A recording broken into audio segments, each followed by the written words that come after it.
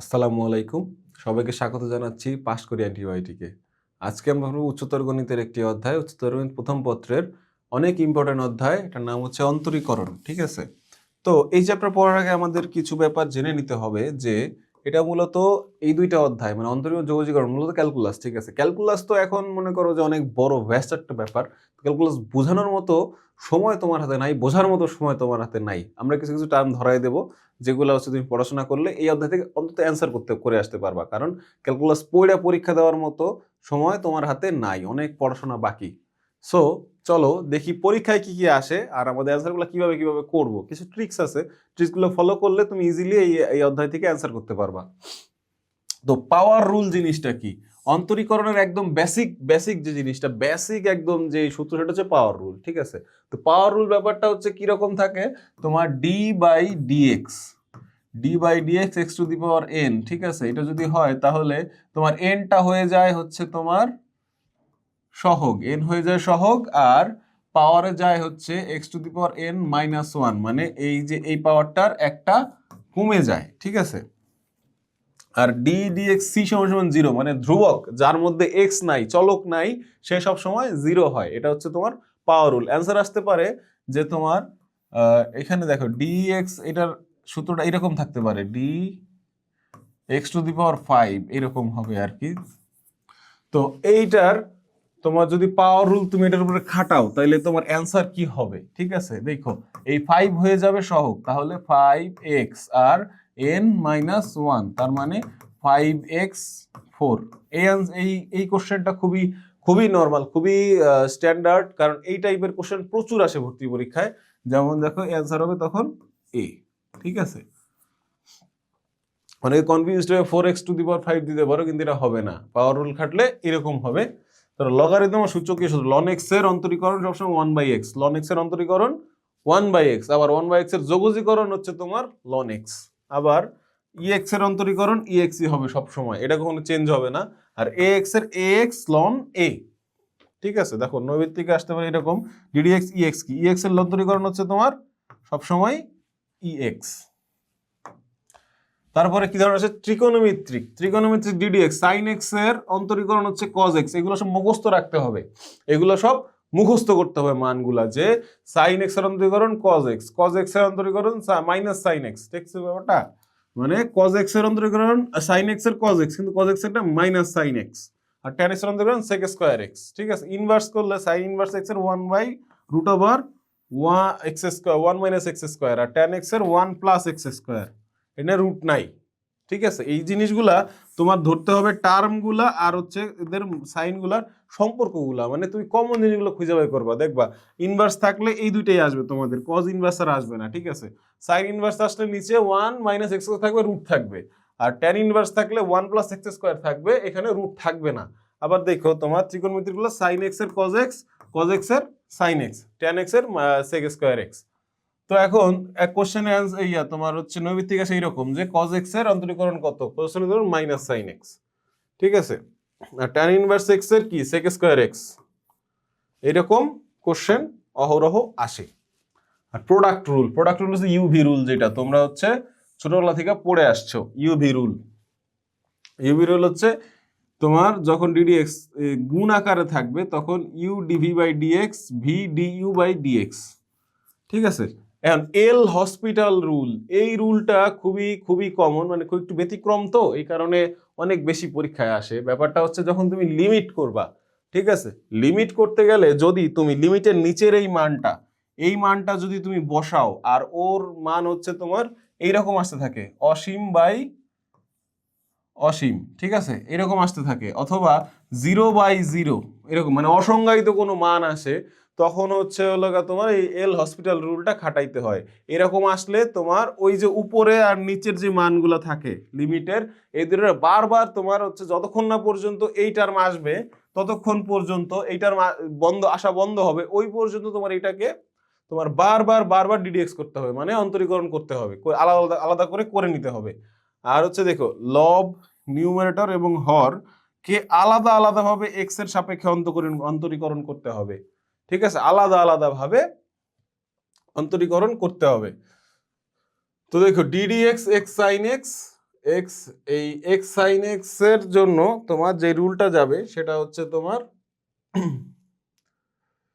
UV রুলটা এখানে খাটবে x আর sine x এর জন্য আলাদা আলাদা। দেখো তোমার ডিডির প্রথমে কি থাকে, ইউভির ইউ আগে আসবে, তারপরে ডিভি বাই ডিএক্স, ঠিক আছে। ইউ দেখো ইউ কোন জায়গায়, ইউ হচ্ছে এক্স তোমার, তাইলে এক্স থাকবে, তারপরে ডিভি বাই ডিএক্স, তাহলে বাকি ভি কি জায়গায়, সাইন এক্স, সাইন এক্স এর ইয়া হচ্ছে কি, সাইন এক্স এর অন্তরীকরণ কি cos x, cos x plus v d by dx, মানে তোমার ভি হচ্ছে কি সাইন এক্স আর ইউ কি এক্স, এক্স এর অন্তরীকরণ কি হবে বলো তো, এক্স এর অন্তরীকরণ হবে তোমার সহগ হবে 1 x two the power 1 minus 1, তাহলে x cos x plus sine x into 1 আছে আর এক্স টু দি পাওয়ার 0 মানে 1, তাইলে এখানে এটার কিছু থাকবে না, 1 থাকবে শুধুমাত্র। তাইলে অ্যান্সার কোনটা হবে বলো তো, এই জায়গায় মেলে কোনটার সাথে, সাইন এক্স তুমি আগে নিয়ে আসো, সাইন এক্স প্লাস এক্স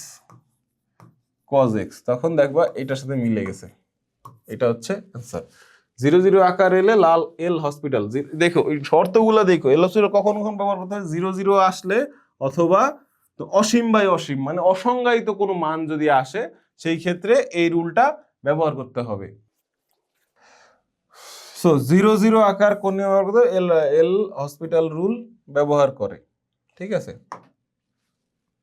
এখন এনতম অন্তরজ, এনতম অন্তরজ আছে তোমার, এটা হচ্ছে তোমার কন্টিনিউয়াস, কন্টিনিউয়াস কোনো কিছু ডিডিএক্স বের করতে বললে মানে অন্তরীকরণ করতে বললে, দেখো d to the power n d x square থাকতে পারে এই জায়গায়, ঠিক আছে, e to the power x a to the power x, ঠিক আছে। এইরকম এই ফরম্যাটে কোশ্চেন অনেক বেশি আসে, ঠিক আছে।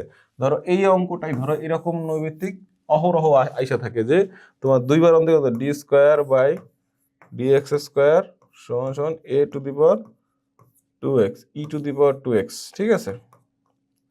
এরকম বের করতে বলে তখন তোমার এই রুলটা খাটবে। এই রুলে কি আছে তোমার দেখবা এ টু দি পাওয়ার এন, এই যে এটা নামাই নিয়ে আসতে হবে, এটা যদি নামাই নিয়ে আসো তাহলে আসবে কি a to the power n, n হচ্ছে কি, এন হচ্ছে তোমার এই যে এইটা এ টু দি পাওয়ার এন মানে এ square, R E to the power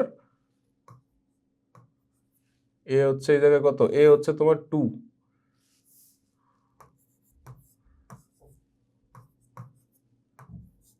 two square মানে কি 4 ই টু দি পাওয়ার 2x, এটা হবে অ্যান্সার। তাহলে এটা কোন কোন জায়গায় আছে, 4 ই টু দি পাওয়ার 2x। আবার এক্স এক্স এই সূত্র অত বেশি আসে না, কিন্তু সূত্রটা জানা রাখা ভালো। আর গুরুত্বপূর্ণ কিছু শর্টকাট দিয়ে দিছি আমরা, যে ddx x two the power x হলে x1 1 প্লাস লগ, এগুলো মুখস্থ রাখবা। এইগুলো তোমার যখন সিকিউ পরীক্ষা দিছো তুমি, এই সময় একটা কমন কোশ্চেন ছিল, এইসব মানে ক নাম্বারে আসতো, তো এই ক নাম্বারের কোশ্চেনগুলো মাঝে মাঝে পরীক্ষায় চলে আসে, তো মানগুলো মুখস্থ রাখবা, তাহলে খুব ইজিলি সরাসরি অ্যান্সার করে দিতে পারবা, তোমাদের কোনো কষ্টই করতে হবে না। আবার এই দেখো এই জিনিসটা দেখো, রুট অফ এক্স থাকলে একবার ডিডিএক্স করে উপরে যাবে আর নিচে 2 রুট এফ এক্স, এই যে এফ প্রাইম দেওয়া মানে কিন্তু একবার ডিএক্স করা হয়েছে, একবার অন্তরীকরণ করা হয়েছে, বুঝছো যে তোমার এখানে এই যে এই কোশ্চেনটা খেয়াল করো কিরকম আছে, f root over f x আছে, ঠিক আছে, রুট ওভার এক্স যদি তুমি এফ এক্স ধরো, তাহলে এক্স রে ওই এফ এক্স একবার অন্তরীকরণ করা হয়েছে না, এক্স অন্তরীকরণ করলে কত আসবে, এক্স অন্তরীকরণ আসলে 1, এক্স অন্তরীকরণ করলে আসবে 1, আর নিচে আসবে কি 2 ইন্টু এক্স, 1/2x হবে অ্যান্সার, 1/2 রুট এক্স, ঠিক আছে, যেহেতু রুট এক্স আছে, এই রুট এক্স হচ্ছে তোমার এফ এক্স, তাহলে এইটা হবে অ্যান্সার। আর গুরুত্বপূর্ণ কিছু লিমিটের অঙ্ক আছে, এই লিমিটগুলা খুবই ইম্পর্টেন্ট তোমার। দেখো এটার এই যে এই ফরম্যাটে আসলে ডিরেক্ট লন এ মুখস্থ মান একদম, এই ফরম্যাটে আসলে m square by n square মানে ওই যে ওই এক্স এর আগে যেটা থাকবে ওইগুলারে তোমার ওইগুলার স্কোয়ার করে ইয়া করে দিতে হবে।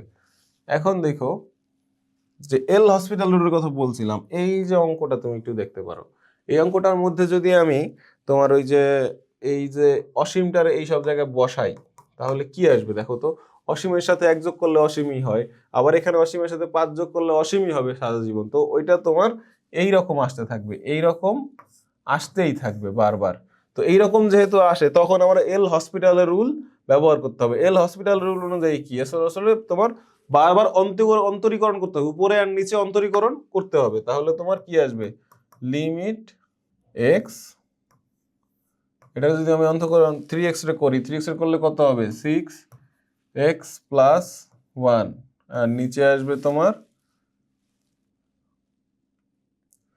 4x প্লাস 5, এরকম আসবে। এখনো যদি তুমি এই যে জিনিসটারে আবার তোমার বসায় দেখো কি আসে, তাও দেখবা তোমার এরকম অসীম আসতেছে, নিচেও অসীম আসতেছে। তখন তোমার করতে হবে কি, তখন এটারে আবার ডিডিএক্স করতে হবে। আবার ডিডিএক্স করলে কত আসবে, 6 ডিডিএক্স হলে তোমার 6 আর 4x এর জন্য 4, এগুলা তো তোমার ধ্রুবকের ডিডিএক্স হয় না, লিমিট হয় না। তখন দেখো এখানে লিমিট করার জন্য কোনো এক্স অবশিষ্ট নাই, এখন আর তুমি এক্স বসানোই লাগতেছে না তোমার, তখন এইটাই হবে তোমার হচ্ছে অন্তরীকরণের মান। তাইলে যদি 6/4 হয়, 6/4 মানে কি, 3/2, দেখো এই যে 3/2 এইখানে আছে, ঠিক আছে, এটা হবে অ্যান্সার। লাল এল হসপিটালের রুলটা এভাবেই কাজ করে।